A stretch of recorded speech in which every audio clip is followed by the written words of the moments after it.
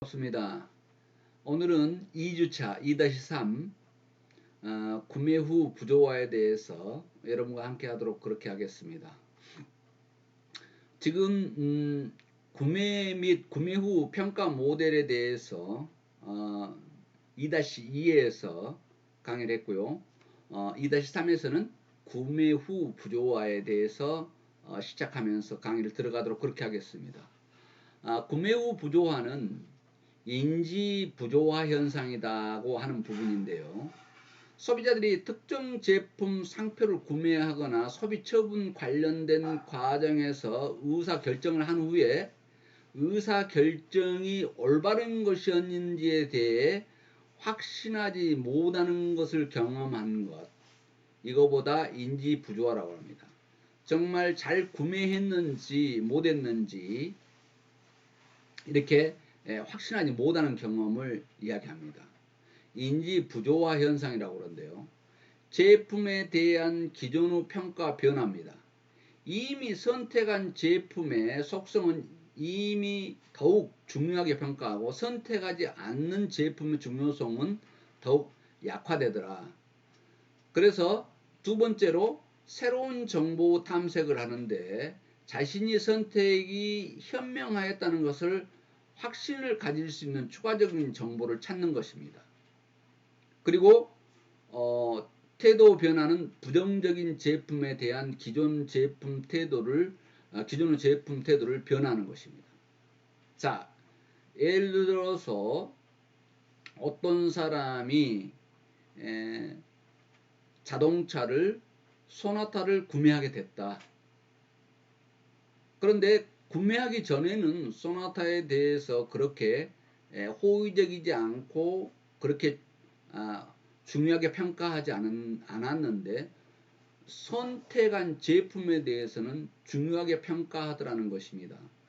그러면 그 외에 경쟁사들의 동급의 자동차를 선택하지 않은 경우는 제품의 중요성에 대해서 더욱 약화되더라는 것입니다.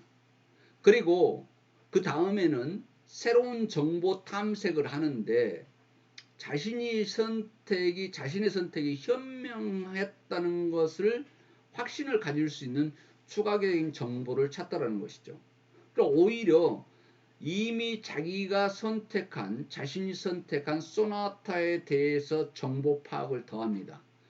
그렇게 해서 내가 결정을 선택한 상품이 좋다는 것을 더 정보를 찾아서 알게 되더라는 것입니다. 그런데 태도 변화는 부정적인 제품에 대한 기존의 태도가 변화될 수 있다는 것을 여기서 이야기합니다. 그래서 구매 부조화인데 인지 부조화 현상이다 하는 내용을 여기서 설명하고 있습니다. 소비자 만족과 불만족인데요. 구매 후의 평가는 소비자의 구매 의사 결정 과정에서 느낀 감정, 그리고 구매 후 부조화, 제품 사용, 불평 행동 등과 같은 것에 의해서 영향을 받을 수 있습니다. 제품을 구매한 점포 또한 평가 결과에 영향을 미칠 수 있다는 것입니다.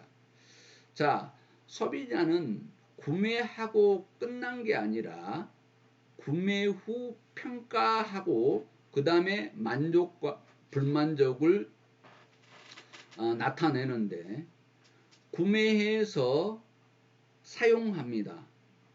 그런데 구매해서 구매 후 부조화가 이루어지면 제품을 버릴 수도 있겠죠.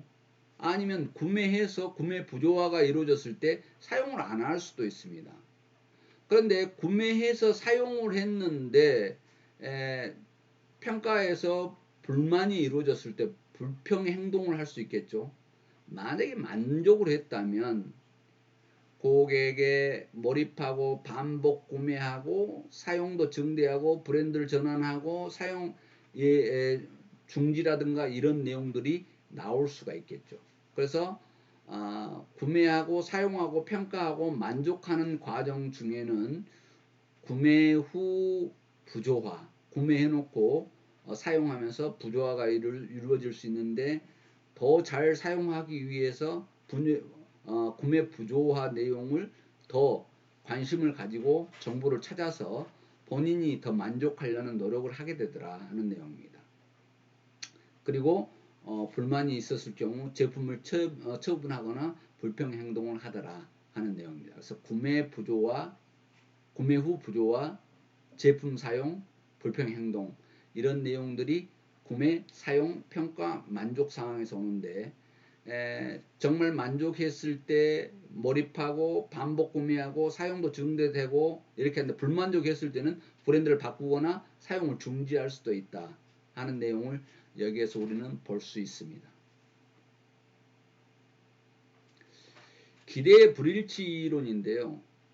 여기에서 지금 중요한 것을 우리가 이야기할 수 있는데 만족이란 사람들의 기대치와 관련해서 그 제품에 대해서 그가 지각하고 있는 어떤 성과나 결과를 비교해서 나타내는 그 사람이 느끼는 즐거움이나 혹은 실망감이 있을 수 있는데요. 여기에서 지금 마케팅 포인트에서 정리하고 있는 것은 소비자에게 과다한 약속을 해서는 절대 안 된다고 하는 내용을 지금 주지하고 있습니다.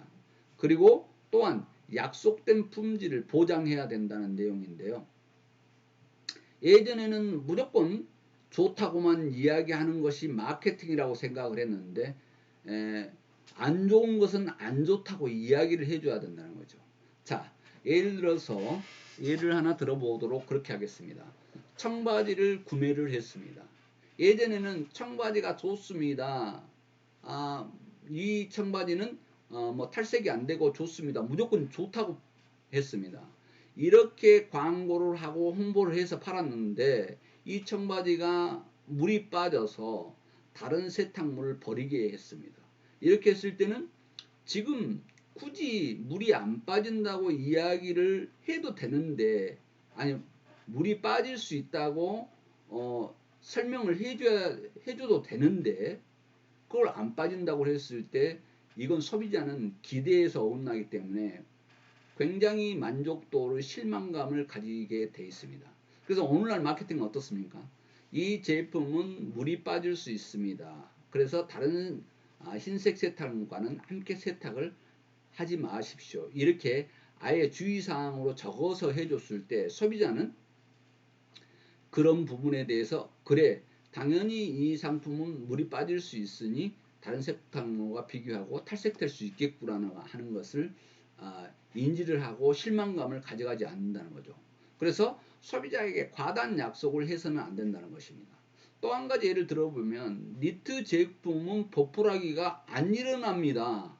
이렇게 과대 광고를 하거나 과다하게 소비자한테 약속을 했을 때는 입었는데 당장 보풀하게 일어나면 실망감은 커서 쓸데없는 불만을 초래하게 된다.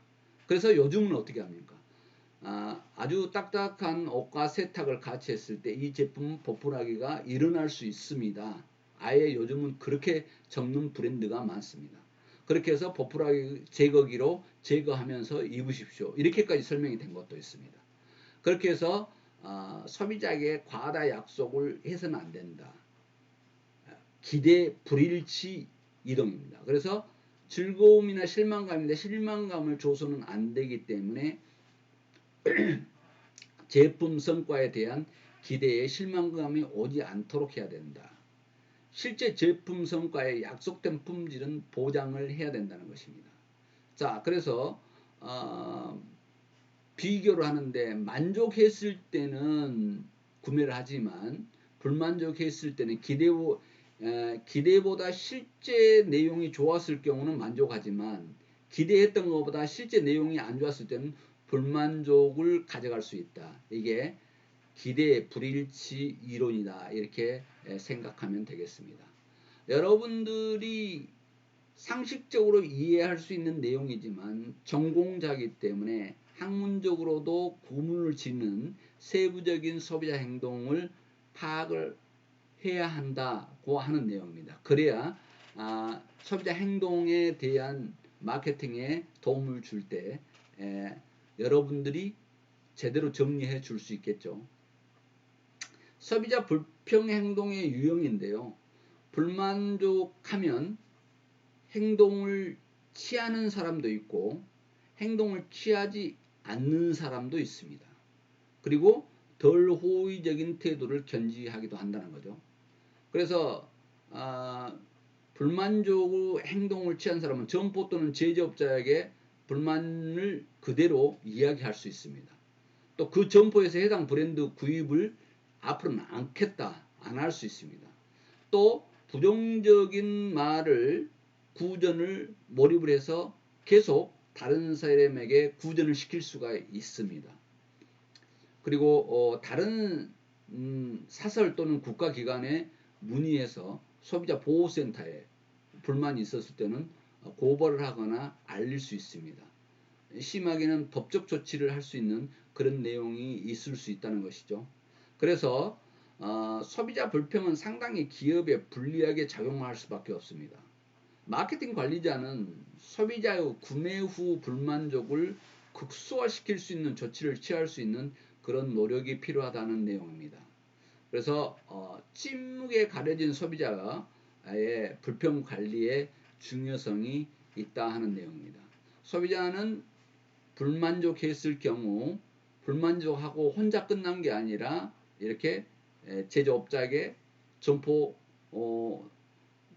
관리자에게 아니면 그 브랜드를 이제 구입을 중지하거나 아니면 부정적인 구전을 터뜨린다. 아니면 국가기관이라든가 아니면 법적 조치까지 하는 그런 내용이 이루어진다는 내용을 알고 있어야 된다 하는 내용입니다. 자, 그 다음은 관여도에 관련된 내용인데요. 관여도와 상황에 따른 의사 결정에 대해서 여러분들과 이야기하도록 하겠습니다. 관여도는 한자 단어인데요. 인발루멘트라고 하는데 관여도라고 하는 것은 특정 상황에 있어서 자극에 의하여 유발돼서 지각된 개인의 중요성이나 관심도 수준이다 이렇게 보면 되겠습니다. 자, 조금 단어가 어려운가요? 더 요약하겠습니다. 관여도는 관심도 수준이다 이렇게 이해하면 되겠습니다. 관여도는 그래 비슷한 말로 관심도다 이렇게 보면 되겠습니다. 아니 두 자로 설명했지만 관여도는 관심도다, 관심이다 이렇게 보면 되겠습니다. 이게 지금 사전적인 용어로 풀어놓으면 여러분들이 이해가 힘들 것 같아서 관여도는 그냥 관심도로 쉽게 이해하고 넘어가자. 그 다음에 전공을 했기 때문에 단어 구사는 관여도로 할 수 있어야 되겠죠. 자, 그러면 단어의 뉘앙스는 충분히 연결됐을 거라고 생각이 되고요. 고관여되는 경우를 보도록 하겠습니다. 소비자에게 중요함 이런 것들은 고관여의 상품에 해당이 됩니다. 어떤 소비자에게 중요한 것은 자의 어떤 이미지, 이걸 사용했을 때 이미지가 어떻게 표현될 것인가 하는 내용이고, 상징적 가치는 있는 것인가, 또 가격이 고가격일 경우 고관여 제품으로 갑니다. 왜냐하면 가격이 비싸기 때문에 더 신경을 많이 쓰겠죠. 소비자에게 중요한 기능적 역할이 있었을 때 나는 이런 기능이 필요해. 그랬을 때 그 필요한 기능이 있는가 없는가에 따라서 구매 여부가 결정될 수가 있다는 것이죠. 예를 들어서 나는 짐을 많이 실어야 돼. 그러나 나는 승용차로 써야 돼. 그러면 짐도 많이 싣고 승용차로 쓸 수 있는 SUV 같은 상품, 자동차를 사게 되겠죠. 그런 기능 때문에 움직였을 때는 고관여가 됩니다. 그 기능이 있냐 없냐에 따라서 구매 여부가 결정이 되어버리는 경우가 있다는 것이죠. 자, 상징적 가치가 있는가? 나는 있어 보이고 싶어. 명품차를 타야 되는 거야. 그랬을 때는 내용과 아무 상관없이 그 브랜드 자체 하나만으로도 관여 상품이 될 수 있습니다. 그리고 자기 이미지와 관련된 젊음을 보여주고 싶어. 아니면 여성을 보여주고 싶어. 나는 굉장한 취미, 독특한 레저 스포츠를 즐기는 사람으로 보여주고 싶어 하는 그런 것들에 의해서도 고관여되는 경우가 있습니다. 두 번째는 감정적 포인트인데요. 내가 생각하는 어떤 감정적 포인트에 의해서 움직일 수 있습니다. 아니면 지속적인 관심, 지각된 위험, 또 집단의 규범과 일치 이런 것들이 고관여 내용으로 움직이고 있습니다. BMW 자동차 같은 경우도 국내에서 명품차로서 높은 상징적 가치를 주는 제품으로 여겨져 왔죠. 그런데 또 어느 자료를 보니까 명품차가 굳이 여러 가지가 있습니다만은 벤츠와 BMW를 놔두고 판단을 했는데 어떤 상징적인 가치나 자아의 이미지 가치 중에서 벤츠는 나이 많이 드신 분이 타는 차, BMW는 명품 두 가지 중에서 봤더니 더 젊은이가 타는 차처럼 이렇게 나타내는 자아의 이미지 관련의 관여가 어느 자료에서 볼 수 있었습니다. 할리 데이비슨의 사용자들, 이 사람들은 어떤 자기 동호회, 오토바이를 타는 동류식의 사람들끼리 모여서 동호회를 가져가는, 모임의 즐거움을 가져가는 그런 느낌으로 구매하는 경우도 굉장히 있었습니다. 그래서 할리 데이비슨은 마켓 포인트를 사용자들의 동호회를 활성화시켜주는 그런 내용으로 마케팅을 했던 경우도 있습니다.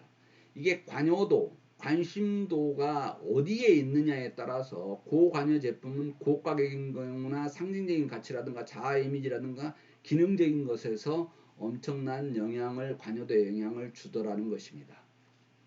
자, 그 다음 상황적 관여와 지속적 관여로 보는 건데요. 상황적 관여는 특별한 상황에서 발생하고 순간적인 것, 이걸 상황적 관여라고 합니다. 근데 지속적 관여는 오래 지속되는 것을 이야기합니다.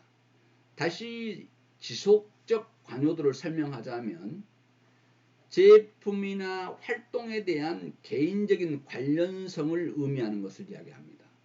그래서 수단, 목적, 체인, 어떤 사슬에 의해서 제품이나 활동의 속성이나 특성을 중요한 가치 및 목적으로 연결시키는 것을 이야기합니다. 그래서 개인적인 관련성이 있는 것, 이 지속적인 관여도를 이야기한 겁니다. 그랬을 경우 오래 지속되더라 하는 것인데요.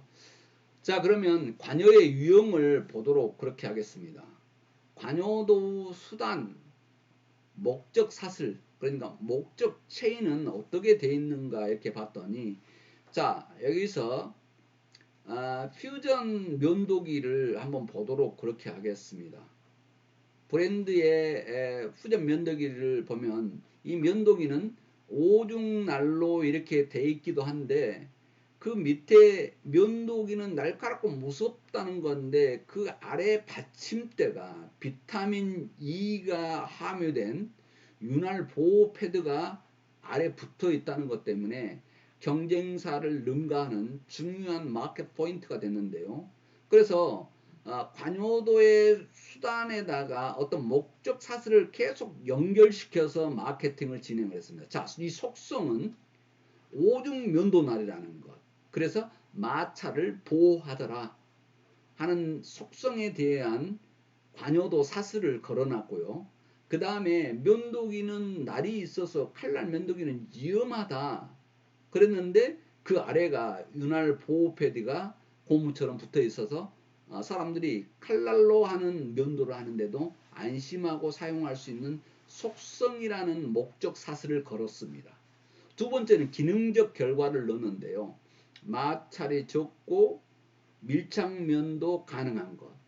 그래서 밀착면이 날이 여러 개다 보니까 밀착면이 아주 여러 번 깎일 수 있는 마찰은 적으면서 잘 깎일 수 있는 내용이 됐고요. 밑에 그 보호 패드는 기능성이 매끄러운 그런 면도질을 할 수 있게 했다 하는 부분을 이야기하고 있습니다. 자, 그러면 여기에 목적 사슬의 관여도의 유형을 더 깊이 주기 위해서 심리적 결과를 넣습니다. 자, 잘 면도가 될 것 같은 그런 얼굴을 편하게 면도할 수 있겠다는 것. 그리고 그 보호 패드가 있으니까 편안한 느낌으로 그냥 무의식 중에 이렇게 면도를 해도 다칠 염려가 없겠구나 하는 것입니다. 그 다음에 목적 사슬을 넣어놨는데 갇힙니다. 매력적으로 보일 수도 있겠다.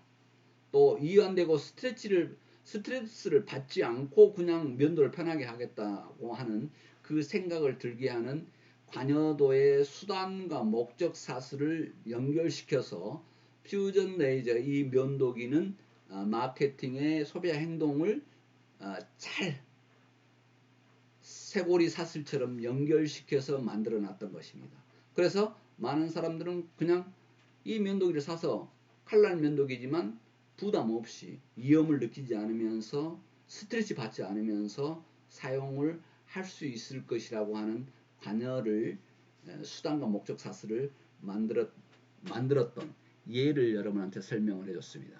자, 그래서 관여도가 무슨 필요가 있느냐, 관시도가 무슨 필요가 있냐 했더니 인간한테 속성이나 기능적 결과, 심리적 결과, 가치 이런 것들이 상품을 구매 결정을 하는데 중요한 영향을 미치는 관여도가 있다는 것을 여기서 설명했습니다. 자, 그러면 관여도에 따른 소비자 행동에 네 가지 유형이 있는데요. 자, 복잡한 의사결정, 브랜드 충성도, 그리고 타성, 제한된 의사결정 등으로 구분이 되는데 여기에서 소비자의 의사결정 네 가지 유형을 봤습니다. 자, 복잡한 의사결정인데요. 신념, 평가, 행동, 어떤 인지적인 학습을 해서 이렇게 이걸 사야 되겠다. 그래서 평가해서 행동을 합니다. 어떤 신념이 있는 그런 의사결정 과정이죠. 그런데 제한된 의사결정인데 신념 행동 하고 바로 평가를 하는데 수동적인 학습입니다.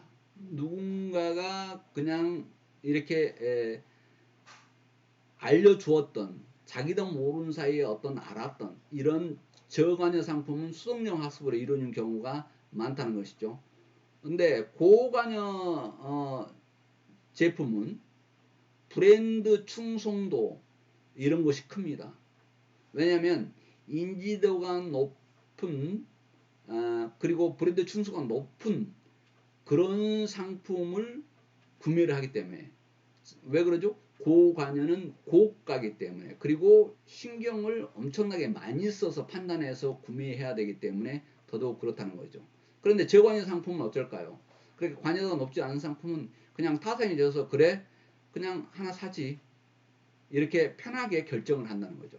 자, 여기에서 다시 정리하도록 하겠습니다.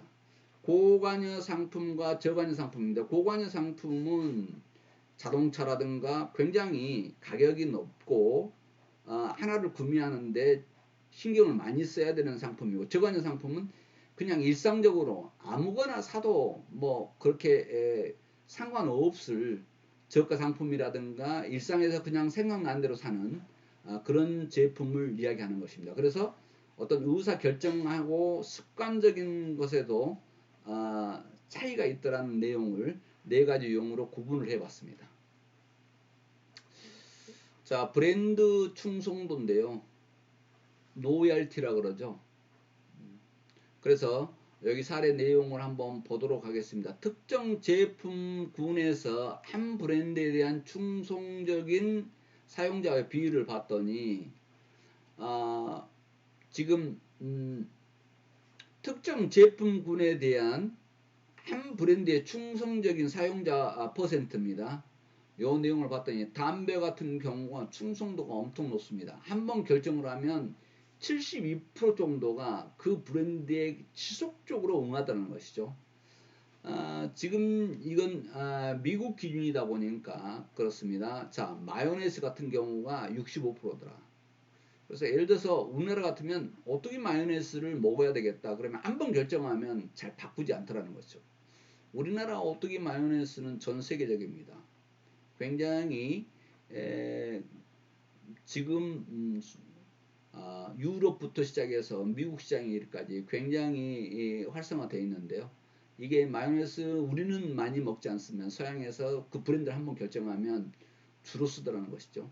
그리고 지금 서양 사람들은 칫솔 같은 경우도 브랜드를 하나 결정하면 잘 바꾸지 않는다. 그 우리나라 같은 경우는 조금 더 덜한 것을 볼 수 있죠. 칫솔 같은 경우는. 커피도 광고에 집중 쓰고 굉장히 소비자 행동을 아주 유심히 찾아면서 마케팅하는 이유가 커피도 브랜드를 하나 결정하면 잘 바꾸질 않다는 거죠. 왜냐하면 맛의 차이가 커피가 적은 것 같지만 마니아층에서는 맛의 차이를 너무 심하게 느끼기 때문에 58%에 이르는 사람들이 한번 브랜드를 결정하면 바꾸지 않는 내용이 되더라. 그래서 브랜드 충성도가 얼마나 무서운지를 여기서 담배부터 시작을 해서 저기 쓰레기 봉투까지 내용을 정리해 놨습니다. 문화가 틀려서 약간의 차이가 있겠습니다만 이런 식으로 꼭 이 퍼센테이지가 중요한 게 아니고 브랜드의 충성도는 아이템에 따라서 폭이 심하더라 하는 내용입니다. 행동적 접근 대 인지적 접근 방법들이 있는데요. 가격 할인이라든가 의사결정 간소화를 위해서 동일한 브랜드를 계속 구매하는 것을 가짜 충성도라고 정의하는데요. 이 경우 제품에 대한 몰입을 반영하지 않는다 이렇게 보면 되겠습니다. 많은 사람들이 브랜드 충성도 이 내용들에 대한 의미 있는 것을 가지고 있습니다. 그래서 나라별로 문화별로 어떤 아이템에 대한 브랜드 충성도의 것은 다소 차이가 있을 것이다 이렇게 보는데요. 의외로 맥주 같은 경우도 브랜드 충성도가 엄청 높습니다. 왜냐하면 내가 좋아하는 것은 끝까지 그 맥주를 먹는다는 것이죠. 근데 서양에서는 지금 마요네즈나 케첩이 브랜드 충성도가 엄청나게 높은데요. 그만큼 그 사람들이 많이 소비하고 있기 때문에 더더욱 그런다 이렇게 보면 되겠습니다. 자, 이렇게 해서 여러분들과 2주차 소비자 행동론 2-3 강의까지 했는데요. 다음 3주차에서는 비계획적 구매 행동부터 하도록 하겠습니다. 여기서는 꽤 또 재밌는 소비자 행동들을 볼 수 있는데요. 비대면 강의 여러분과 약속한 시간이 됐습니다. 2-3 소비자 행동론 강의 듣느라고 여러분 대단히 수고했습니다. 여기서 수업 마치겠습니다.